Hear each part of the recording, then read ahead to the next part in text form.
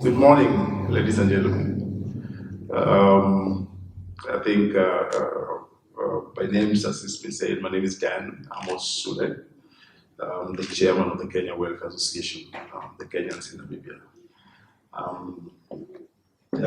It's good to see you guys. And I think just probably for me to start, I just want to say to Elvis and the organizing committee, I think it's a noble thing. You know, they say a journey of 1,000 miles starts with one step. I think these are the initial steps of the bigger picture that I think you want to take this and be encouraged by the participation. Be encouraged that you have had the quality of people around here. And I think it can only rise from there. Kenyans are there, and Namibians are there, and I think you've been in both of these countries. It's an amazing place. And I think you could tap from the best out of the situations here.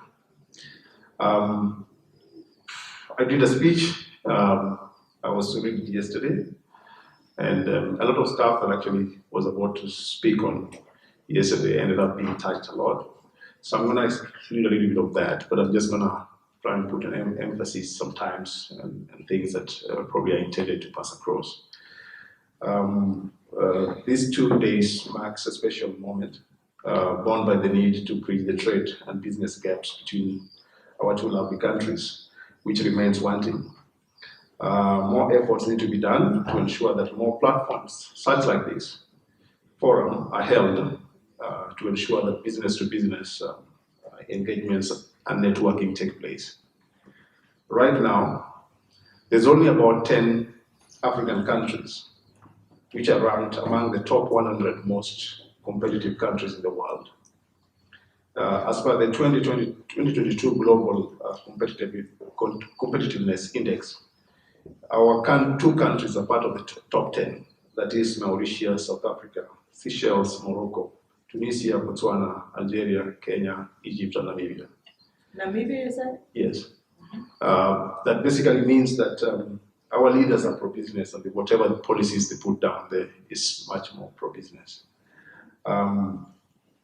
Yesterday, His Excellency Ambassador Sialai mentioned that according to statistics, Namibia exported goods valued to about tune of about 218.7 million during the period of 2015 and 2022 to Kenya, of which on the demand side, Namibia imported goods amounting to about 89.2 million from Kenya over the same period. So you can see Namibia is tilting the scales when it comes to exports versus imports from Kenya. The statistics further shows that during April 2023, Namibia imported goods amounting to about 4.3 billion from the rest of Africa, with goods valued at 0.1 million being sourced directly from Kenya. Whereas on the supply side, the country supplied Africa with goods worth 4.2 billion during the month under review, and with 1.9 million of goods destined for Kenya. So you can really see there's a clear imbalance. This statistics is not really pleasing. It is encouraging, but it's not pleasing, and it can be better. But it shows that Namibia is exporting more to Kenya.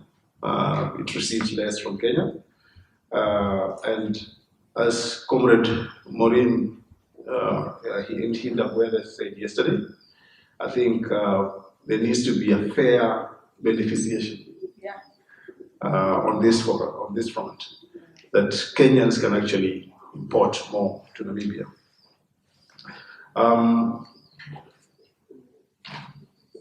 If I could just pause on the speech aspect of it,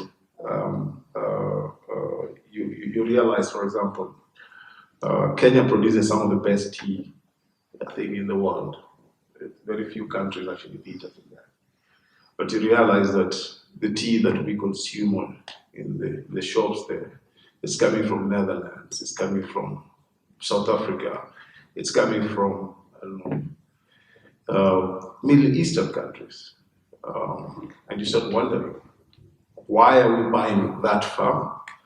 When in actual sense, the tea business in Kenya has come to a point where you can actually directly source it from, for example, a county government, like a regional government.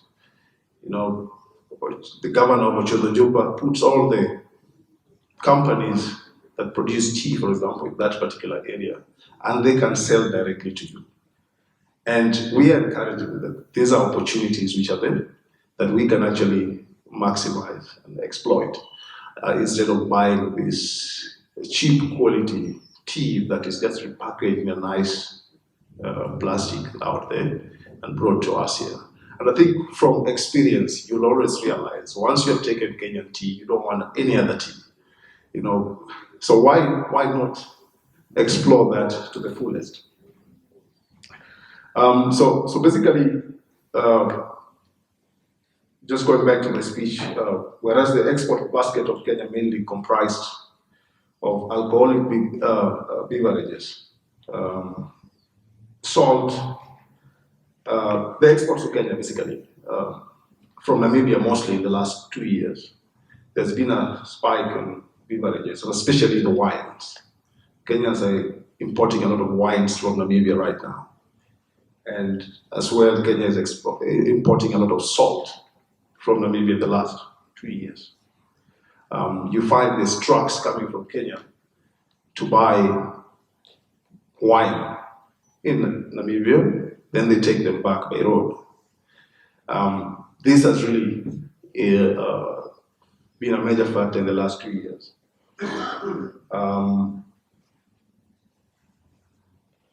It's a place that probably we need to look into, really, especially the guys who produce wine.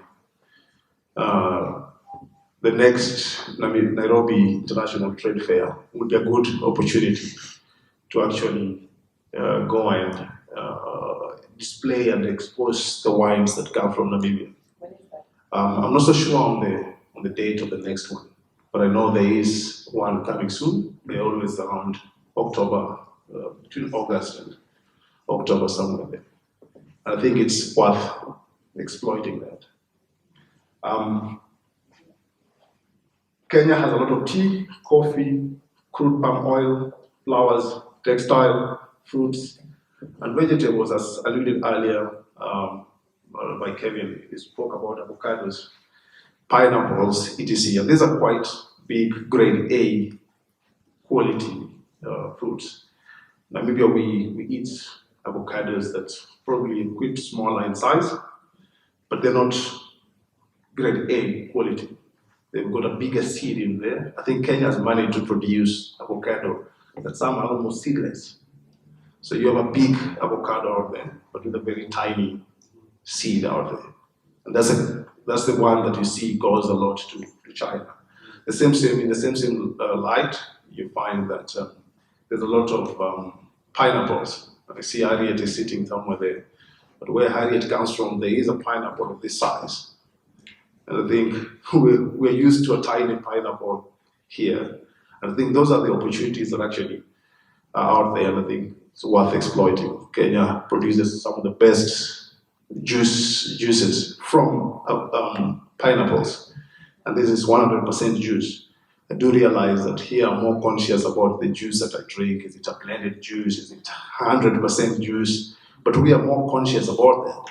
And I think we should be able to get some of these juices from Kenya and bring them into our market.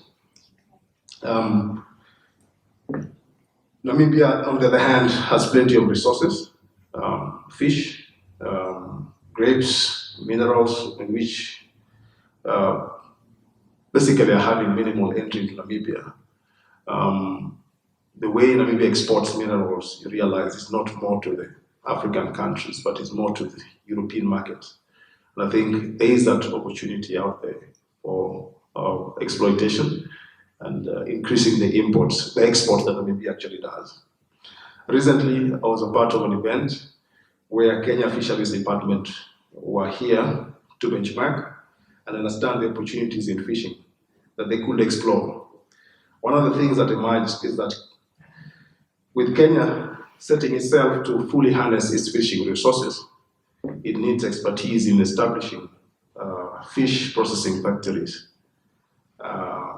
This is a field that the joint ventures which were advocated yesterday by the Comrade David Minister could literally come in handy. So if you know of a fish processing factory in Namibia, there is mediums to link you up with, because Kenya has a coastline probably half the size of what Namibia has, but Kenya has never fully harnessed the fish resources that it actually has. But now they're making sure that they're going into that field. But the way we have here over 34 processing factories, there are probably very few in Kenya. And I think that's another field that there should be partnerships and those joint ventures. One of the flagship projects of Agenda 2063, the Africa we want, is the Africa Continental Free Trade Area, the one which was being mentioned by the ladies from NIPDB yesterday.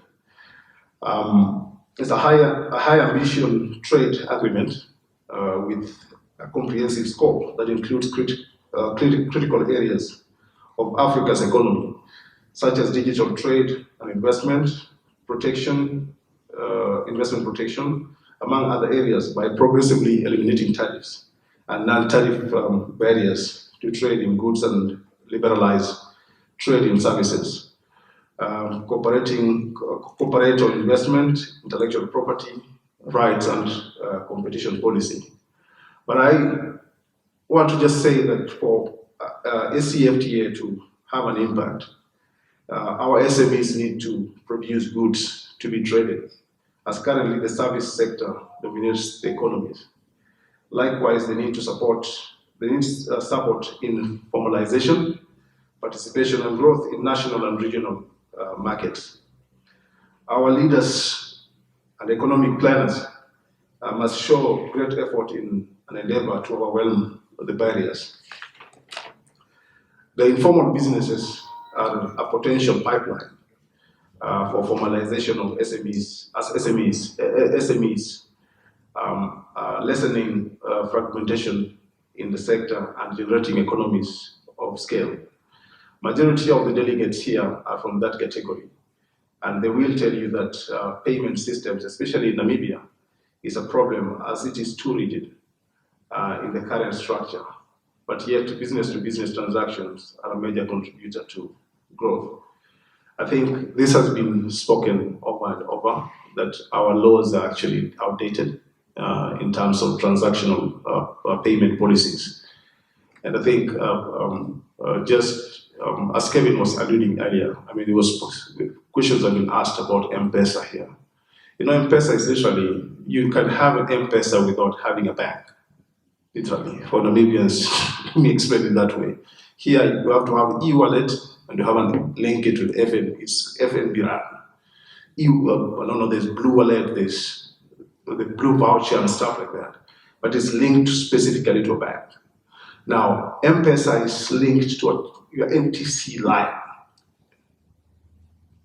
To make it that simple, it is linked to, you don't have to have a bank account to do transaction, but you can pay somebody from your MTC line. There's a way of topping it up, and then you pay to a bank account, pay somebody who doesn't have a bank account as well.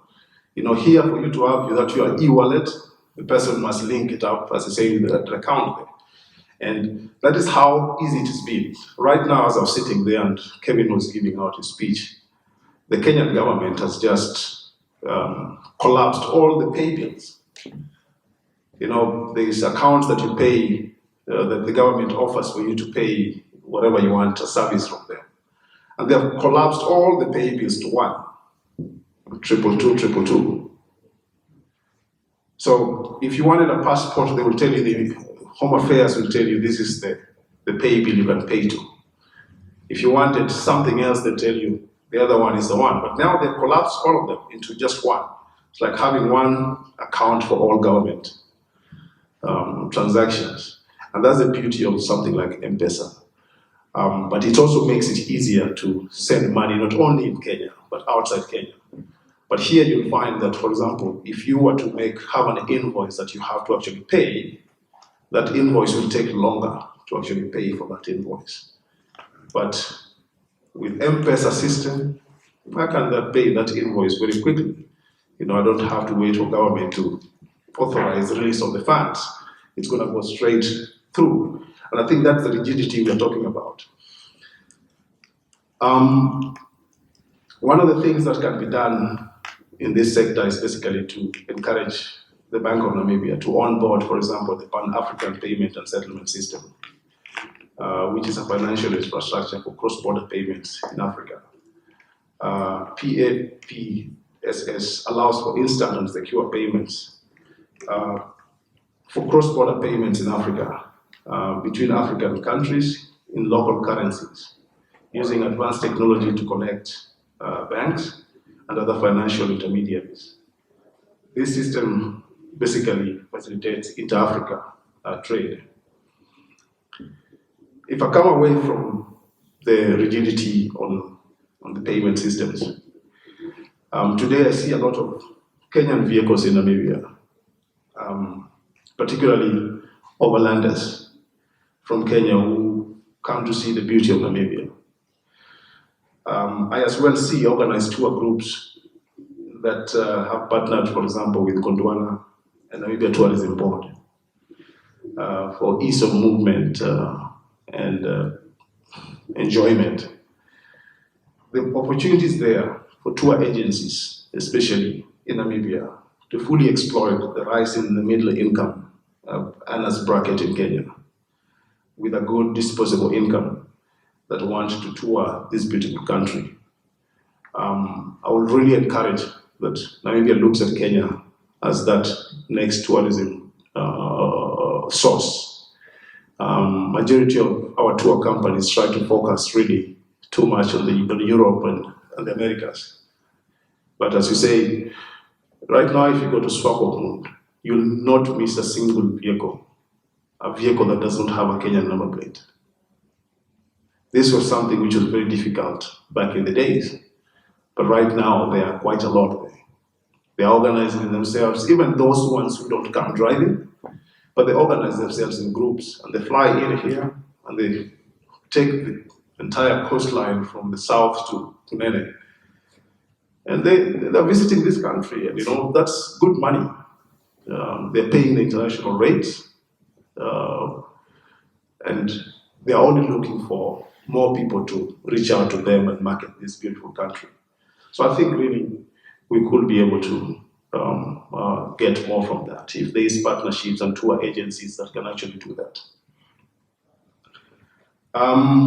As well today, here in Namibia, we have a pioneer savings and credit cooperative society, the Kenam Sako. And I'm glad, as I said yesterday, the chairman is right here, Wana Peter Wamburi. This Sako has a membership or a shareholding that includes basically Kenyans, Namibians, Zimbabweans, and Congolese. They own shares and they are managing the Sako.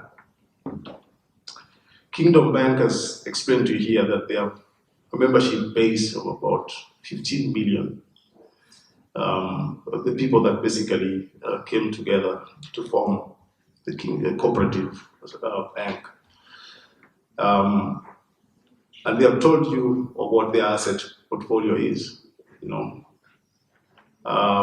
they have told you as well that 65% of their ownership is basically the shareholders who are the cooperative societies, the SACCOs. Basically, it tells you that there is a huge potential. I think for us, we realize one of the biggest challenges, especially in Namibia and especially on the SACCO front, is that the system is more credit-based.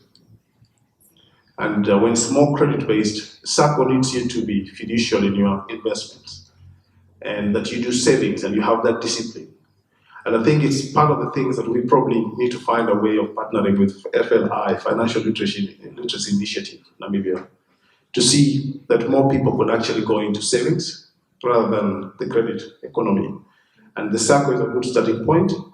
A lot of them have collapsed around, but this year we're going to have, I think this coming month, we're going to have the 5th annual AGM of the SACCO. What is the SACCO going to do? The SACCO is a savings and credit society of willing members, and this has actually grown homogeneously over the last few years. So they put money together every month, and they give loans to their fellow members, and the people who actually guarantee you are basically the fellow members.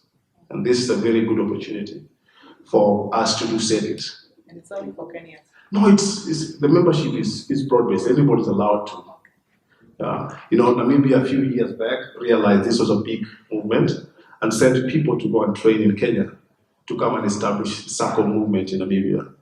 It is slowly taking off.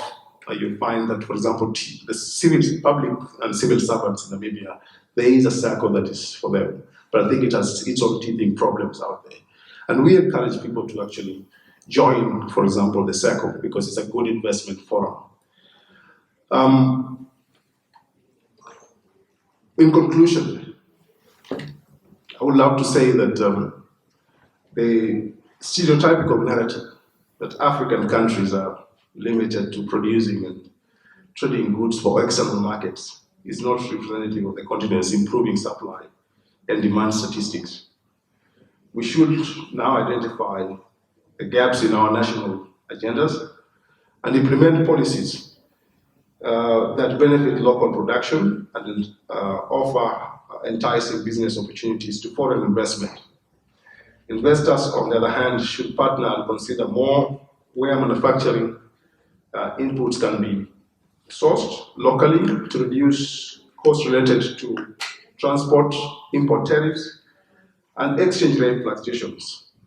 Namibia's next business frontier lies in the sub-regions of Africa outside the SACCO countries, and particularly offering opportunities for economic diversification and value chains development and expansion as a means of economic transformation. Kenya, for example, right now has, we've said, has a lot of telcos, and Kenya is producing a smartphone, for example, that is cheap. I think they say in Kenya is about 5,400 Kenyan shillings. That's about $1,000 Namibian dollars, smartphone. And I think these are frontiers that we could actually explore. Comrade Deputy Minister Emma Theophilus spoke about 44% of Namibians don't have access to internet. And you start wondering, what could the impact of a cheap smartphone as low as 4,000 Namibian dollars actually have on addressing that issue then? So let's try and build partnerships. And amongst us, I see the Sule Kebaba, who basically had the Ogopa butterfly. And Ogopa butterfly basically did wonders when Kenyan musicians and Namibian musicians were being promoted under these two brands. And I think there is magic that where these two countries can actually meet, something beautiful happens. Mine is to encourage that we do more of that. The expertise is there, especially Kenya's highly skilled workforce, and let's exploit that in fully. But open the doors for a lot of stuff to come from that way. There is clearly a demand, but I think there are some barriers that basically needs to be dealt away with to make sure that it's easier to bring in, because every single time you go back home, somebody tells you, can you bring me Maasai sandals? So there is a market here, but you don't find Maasai sandals available locally. but there is that high demand. And as I said earlier, there's, for example, the issue of the tea. So let's exploit and build on that and make sure that we make money. Thank you.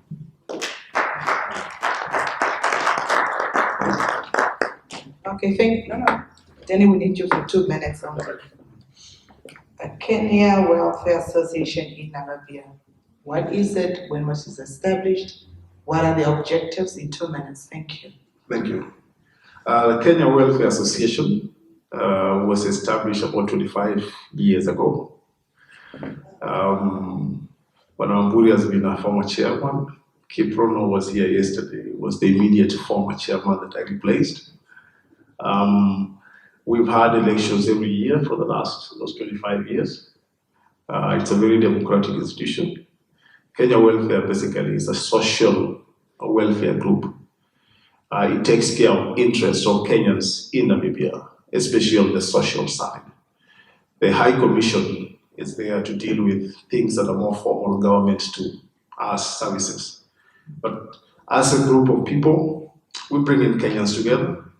We advocate for things that basically tries to make sure that they have a voice. The High Commission can be pro-government, and the welfare is pro the people at that particular place. So, for example, we have had issues with our Kenyan doctors and nurses around here, especially with the bilateral agreements that they signed, and they find that their voice is not being pushed out there. That is where the welfare tries and will put pressure on the High Commission to make sure that the voice is heard. But apart from that, we also try to make sure that we bring our families together, to encourage that brotherhood, that umoja, the ubuntu, to make sure that we can buy a goat one of the weekends and just have them eating goats. But also to make sure that our kids can learn things like Swahili. So we organize Swahili classes for our spouses, for us who are married here, for example, and our kids who are born here, to just try and learn more of that. So it takes care of that social part. Apart from that, also helps, especially in the hardship times, when you find that there's a bereavement, for example, you lost a parent. And sometimes there's always that immediate need that, I need that ticket to go immediately. That is where, for example, the welfare comes in. If I die today, these people will never allow me to be buried in Namibia. My body will go to Kenya, whether my family has the money or not. That's their job. That's what the welfare does. Wow. Thank you.